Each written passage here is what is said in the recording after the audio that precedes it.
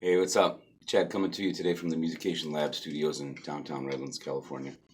Um, I've got some lessons coming this morning, and I was thinking before them, uh, while I was working on the pad at home, a lot about ambidexterity. Um, when I talk to my students, because I have a degree in education, I studied applied psychology and a lot of the physiology behind learning, and I grew up with teachers and coaches and athletes in the house, and um, I learned a lot about the physiology behind things. And I've been playing for 30 years and I still have issues with the weak limb. When I talk to my students, I now refer to the strong or dominant hand as Batman and the other weaker, more supportive sidekick role hand as Robin. It only came to me within the last couple of years that relationship. Robin's very comfortable running right behind Batman, right over his shoulder, but not so comfortable taking the lead. And that's kind of the analogy I use for my kids to talk about the way we feel physiologically when we put the weaker hand into the spotlight. So basically, I have a handful of tips for things that you can do to help develop the weaker hand.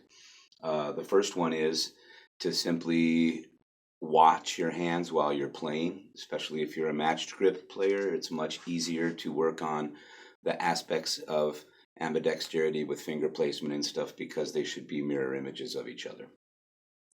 Um, One of the things that I noticed today in my playing is that my pinky, of course, being the weakest of the fingers in terms of development and usage, um, is also the weakest in my aspects of stick control, where this finger, this pinky, is able to be way more dexterous and relaxed and fluid. And this one, when I try to do that, it chunks around like a frumpy caterpillar.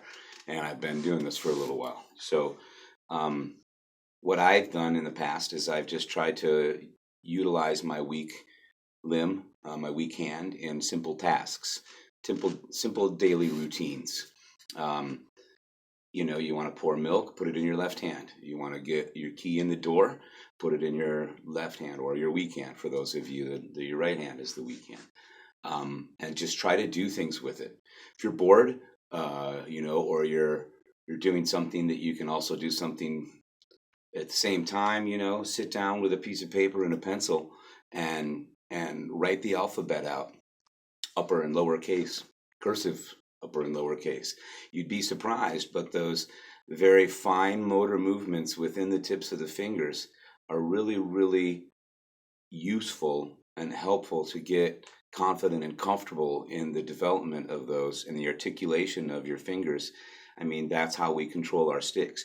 At the highest levels and the most articulate stuff that's played, it all comes down to the fingertips. For the super fast stuff, for the really complex rhythmic patterns, swings, and all that kind of stuff, it's in here in the bounce and the quick little, movement of the wrist. That's one of the things you get when you work on turning the keys.